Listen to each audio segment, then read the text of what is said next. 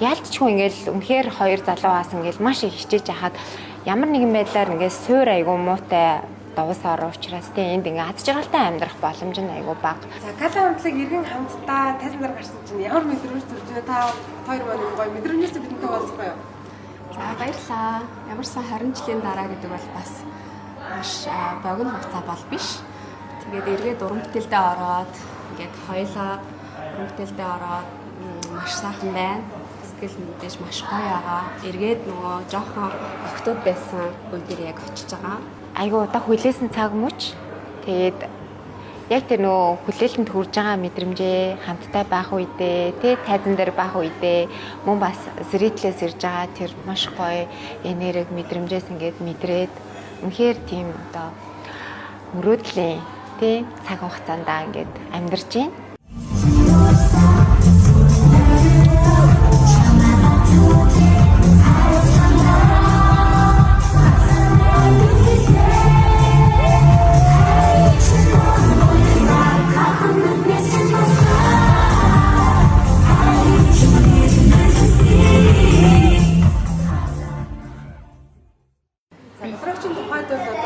Хамтлаг маань уран бүтээл хийхгүй энэ одоо олон жилийн хугацаанд юу хийж яваа тий үзэгчд манаас хүсэж байх гэж бодож байна.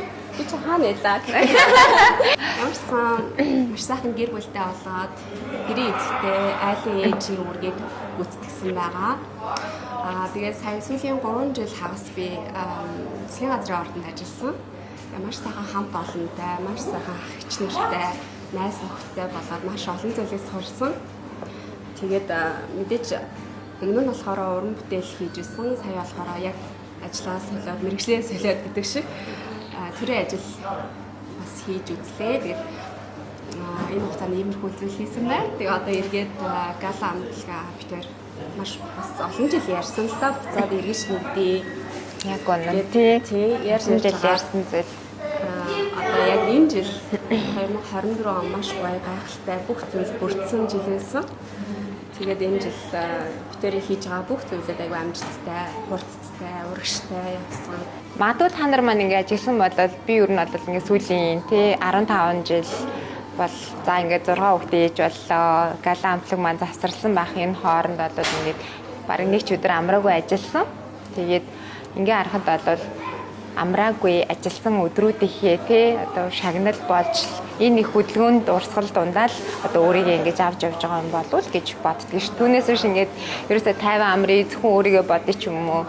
Тим ямар нэгэн бол нууц ерөөсөө байхгүй. Өөрийгөө хангалттай амьдралд зориулсан, өдөр бүхнийг утга учиртай өнгөрүүлсэн. Тэгээд өнөөдрийн энэ цаг хугацааг бол хүлээж исэн. Тэгээд хамтдаа бас төв бүтээлцээд явж байгаа нь битэрийн хувьд бол маш онцлог байгаа. Тэгээд бодроо битэрийн хувьд ч бол хүүхдүүдээ өөрсдөө өсгдөг ээж байна. Тоо шинэ жилийн баяр болж байна. Та хоёр маань шинэ жилийн баярт ер нь дуртай юу?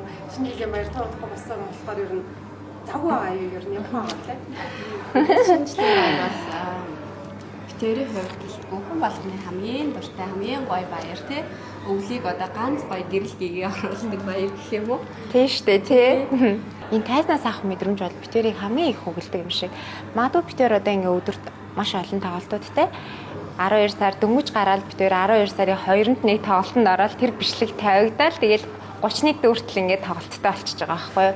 Тэгээд ингээд ботход битэр одоо өдөр болгон завгүй ингээл өөрсдийгөө бэлдээл тэр нөгөө тайсны соёл тэ үзэгчтэй хүндлэл гээл энэ бүхэн өөрсдийгөө зориулаад хажуугаар нь ажил амьдралаа ингээ аваа явж байгаа мөртөө битэр улам мөнгө оруулж авахаажаад байгаа. Тэгээд битэр ч одоо бүр ингээл өдрөөс өдөрт тэ яг ингээ нөгөө тайзан дээр бэлтгэгдэх байдал бүх юм маань илүү боловсронгуй болж байгаагаа харахад бол ер нь битээр яг энэ урдлын тайзан дээр бас зориулагдсан тодорхой хэмжээний өгөгдөлтэй хүмүүс юм байна гэдгээ ингээл найзаагаа харахаар бас ингээл ойлгож байгаа шүү дээ. Манай найз чинь бүр маш өндөр түвшинд бэлтэж जैन тий бүх зүйл дээрээ маш одоо өндөр түвшний цагийн менежмент баримталж जैन. Энэ бүхнийг харахаар улам их хайр хүрэл найзаараа бахархаал байж байна да.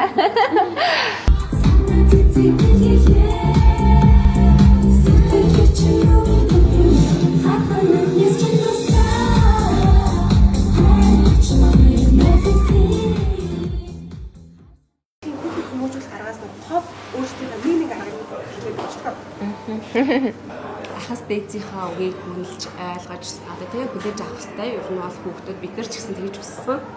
Тэгэхээр тэр зүйл хизээж бурууддаггүй тий эмээ өвгийнхаа аав ээжийнхаа үгийг аягүй сайн сонсож хүлээцтэй хандаж байх хэрэгтэй юм шиг санагцсан. Тэр одоо бид нар тий эцэг эхчүүд нь хүүхдүүдтэй үлгэрлэж зүгээр үлгэрлэж явхад хүүхдүүд яг тэр зөв замаар бас явах болов гэж бодож байна.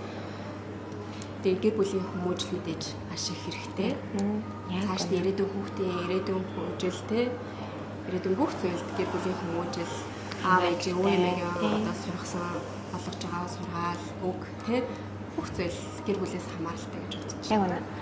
За миний хувьд болохоор би харцангуй нөгөө нэг уламжлалт арга хэлбэрийг хэрэглэдэг ч гэсэн бас орчин үеийн арга хэлбэрүүдийг хэрэглэх туфтаа хүүхдүүдтэй яг найзууд шиг байх туфтаа.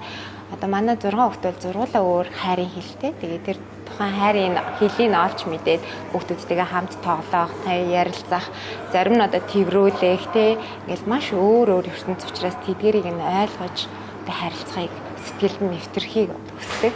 Ингээд өөр хайрын хэлтэй ах чинь тэр хүүхдэд нэвтрэлцхийн тулд би зөвхөн чи надтай ярилцах хэрэгтэй, нээж нь чамтай ярилцах хэрэгтэй юм гэвэл яг бүрэн дүүрэн ойлголцох боломжгүй. Тэгэхээр онцлогтон тааруулж харилцахыг хичээдэг. Ер нь бол манай гэр бүлийн хувьд болоод хүүхдийг нөгөө зодож шийдэхийн эсрэг байдаг. За энэ одоо дэлхийн энэ өдөрт хүртэл нэгддэг. За аль болох одоо учирлаж тий аль болох ойлголцож, ярилцаж, аль болох цагийг ингээ үр ашигтайгаар хүүхдтэй хамтдаа өнгөрүүлж хүмүүжүүлэхийг хичээдэг. Тэгээд яг өндөө бол хүүхэд бол эцэг эхчүүдийн тусгал байдаг. Зөвхөн өөрийнхөө хүүхдийг маш сайхан хүмүүжүүлээгээд зөвхөн өөрийнхөө хүүхдэд анхаарчаад өөрөө гараад өөр хүн байгаад өөрөө гараад буруу үлгэр дуурайл үзүүлээд өөрөө гараад буруу зүйл хийгээд байх юм бол хүүхэд тэрийг үнэхээр ойлгож мэдэрч харсан л байдаг. Хүүхдээ ирээдүйд зөв хүн болгоё, эрүүл хүн болгоё одоо өөрөө яг хорт зуршлуудаасаа салах хэрэгтэй гэдэг ч юм уу. Ер нь бол насанд хүрсэн хүмүүс өөртөөсөө л эхлэх хэрэгтэй гэж боддог доо. Яалтчгүй ингээл үнэхээр хоёр залуугаас ингээл маш их хичээж яхад ямар нэгэн байдлаар ингээд суур айгу муутай давс ороо учраас тийм энд ингээд аз жаргалтай амьдрах боломж нь айгу бага. Ер нь тэгээ аз жаргалын индекс гэдэг зүйл манай Монгол улсад яригдахад бас хэцүү болцсон. Тэгэхээр бид нар бол залуучууд руугаа гэр бүлүүд рүүгээ хандаад одоо та нар юм байна гэхээсээ илүүтэйгээр улс орны түвшинд, бодлогын түвшинд те хууль эрх зүйн түвшинд энэ дээрээ ингээд анхаарал өгвөл илүү зөв юм болов гэж боддог. Яагаад вэ гэхээр өнөөдөр Монгол залуучууд бүгдээрээ хичээж байгаа. Эмэгтэйчүүд бүгдээрээ маш их ачааг нуран доороо үүрж явж байгаа учраас бүр хайрламар хүндэлмэр санагддаг л да. Гал амлах маань 20 жилээр ирээ лээ. Хоёр маань 2025 онд шинэ уран бүтээл та хоёрын маань дараагийн зөвлөгөө юу байгаа вэ? Энийг бас манай үзэгчтэй болцох байна. За өстой гоё асуулт байна да. Миний найз. За 20 жилийн дараа бас эргэж нийлсэн бас нэг том шалтгаан бол 20 жилийн айн тоглолт ер нь битээр төлөвлөж ярьдаг байсан. Тэгээд 2025 онд энэ маань бас биелэх гэж байна. Гэтэ яг цаг хугацааг битээр он гарч байгаа. Яг бүр багийнхантайгаа ярьж байгаа, Төлөвлөж байгаа тий. Яг оновчтой цаг хугацаанд тоглолтоо бол зарлана. Баг хамт олонтойгоо ярьж агаад тэгээд тоглолтын таваа зарлана. Тэгээ мэдээж энэ тоглолт бол өстэй гүн болсон тоглолт болох болоо гэж бодож байна. Яа тэгэхээр битээр Удаа үлээсэн тий.